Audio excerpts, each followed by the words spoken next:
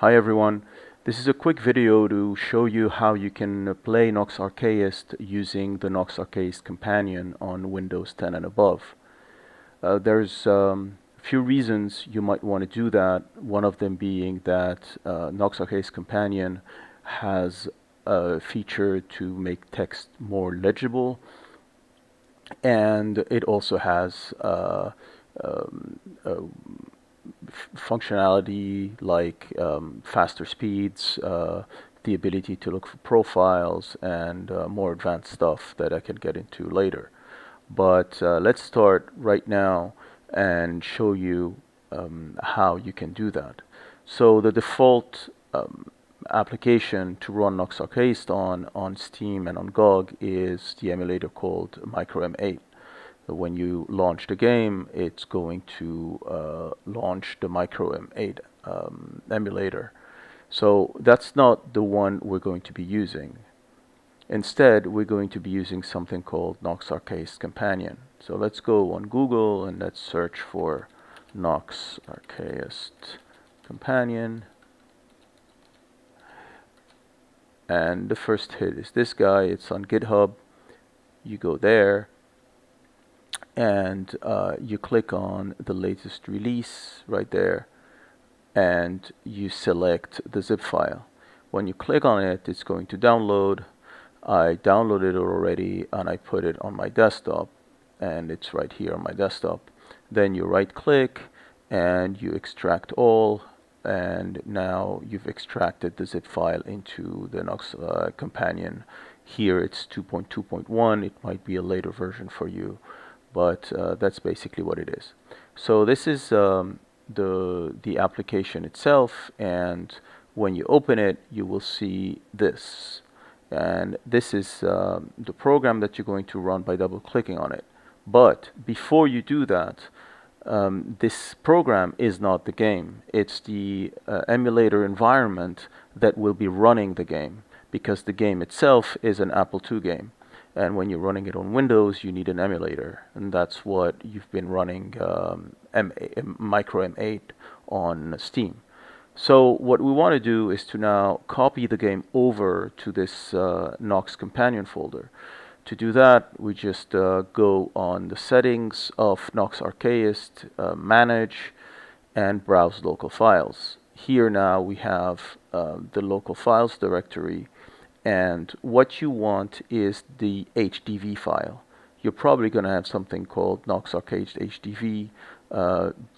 Could be 119, could be 114, or something else. It doesn't matter.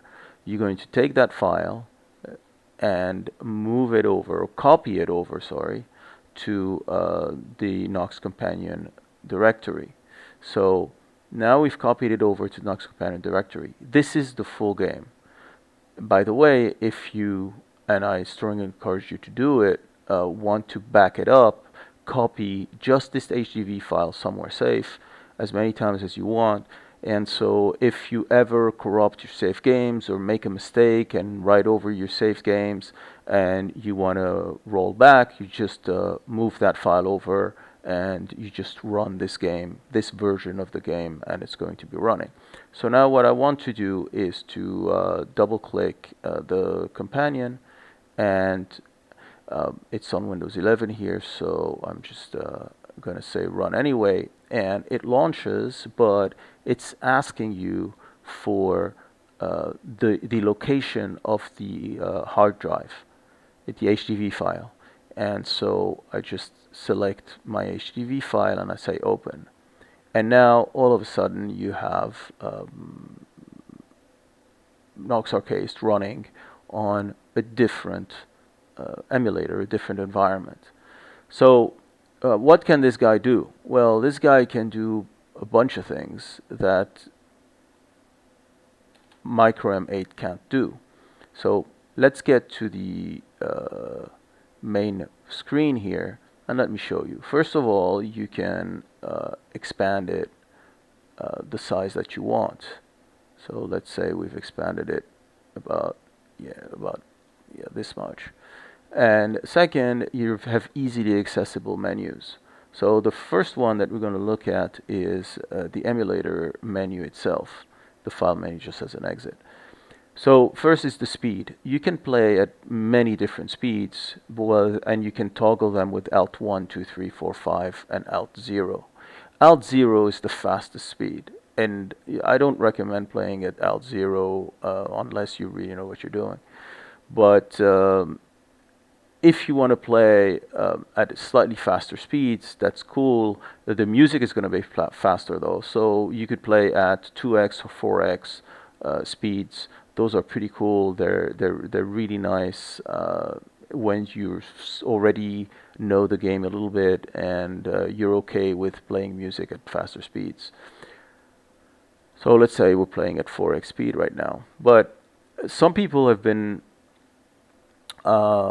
complaining about the way the font looks like. You know, you've got bleeding with purple and green, and the colors aren't so cool. And the reason is the Apple II itself. So the way the Apple II does the colors, and I won't really get into that right now, is that it's actually faking the colors. Originally, it was all black and white, but Steve Wozniak realized that he could use the NTSC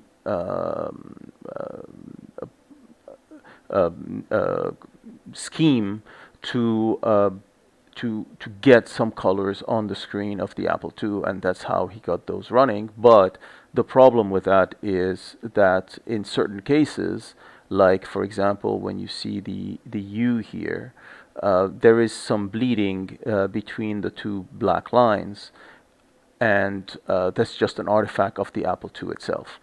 But since we're playing in an emulator, this emulator can actually choose which video you want, which video mode you want, and some of them are more interesting to you than others. Some people like different modes. So we're going to be swapping video modes. So let's see here. This is the idealized mode. It's a lot crisper than the previous mode we were in, but it still has the bleeding all over the place. And the next one over is the text optimized, which is the RGB card mode. And here it removes the bleeding of all normal text, not inverse. As you can see, the inverse still bleeds, but most of the text is going to be really easy to read. Like as you can see here, it doesn't have any bleeding anymore, and it's pretty clean. Of course, you can do something else here. You can add scan lines like in the old days. You can do all sorts of things, and you can also choose other modes. I mean, the other modes still have the bleeding, but you might like them better. Like the TV screen mode is a lot fuzzier, like the old TV screens. Oh, let's go back to text optimized mode, and then there's a few other options like volumes, the music volume, and then there are a couple of other things that are very interesting here. Now we're playing version 1.1.9 of the game. Again, to figure out which version you're playing, just go to About Nox Archaist and you'll see it. So now let's say I'm going to continue the game, and here I am. So what you can do here is what we call activate a profile. And what's the activation of a profile? Is you've got the game, but we're playing in an emulated environment, and an emulated environment understands the game very well. It's actually running an emulated Apple II that is running the game. And so we can do certain things with it. While the game is playing and it doesn't know that we're doing things to it, we can extend the game. And that's what we're going to be doing here. So you go and activate profile, and now go into the profiles directory, and you have to choose your version of the game. In this case, it's v119, so we're going to go to v119.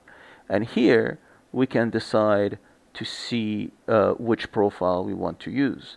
So you can use a very simple profile while playing solo, like one person, and all of a sudden here you see that my screen just extended, and I've got all sorts of information about my character and the ready spells and the tools, etc., etc. So instead of having to go all the time into the menu and trying to figure out what's going on, you can get all this information right here all the time.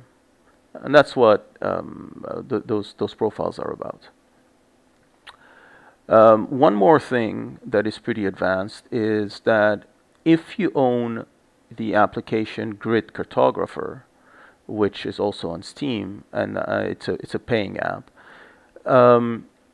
what you can do is enable Game Link, which by default is enabled. And so when you're running Grid Cartographer, it will read the game, and it will let you map the game as you're playing it. It's a pretty advanced thing, and I suggest you go to the Grid Cartographer Discord and ask around. And I won't get into it in this video, but that's something you can do. Finally, well, there are two more things I want to show you. One is the log window, and the log window is interesting because it keeps the information, the text information, in a log window for you to copy, paste, store somewhere, whatever. So let's say I want to talk to this guard here, and you can see this information here about what the guard has been saying. And you can take this text, you can delete it, you can do whatever you want with it, copy it, paste it somewhere, etc. So if you're taking notes and you really want to remember what's going on, you just copy paste all this stuff. And you can also enable something called also log combat, which when you're fighting in combat, it will log the combat so you know exactly what's been going on, and you can figure out better strategies, etc., etc. Finally, the hack window. Now, the hack window is not something I recommend using. First of all, it's cheating, but more importantly, you can really do bad things to your game and make it unplayable. So before you actually use the hack window, I highly recommend you make a copy of the HTTP file and store it somewhere safe in case you make a mistake, and you probably are going to make a mistake at some point. So here I can choose my party members, and I've only got one guy here. It's Rickles, and he's got a certain number of amount of experience, certain level, melee, range, etc., etc. You can change things, you can save them. As you know, you get lockpicks. You can have 128. You save, and now all of a sudden you got 128 lockpicks. But that's a lot of cheating, and I don't recommend you do that. But that was very valuable for testing the game, etc., etc., and I kept it in. So that's all for how to be using Nox Archaist Companion. And if you got any questions, just go on the Nox Archaist Discord. Somebody can help you there.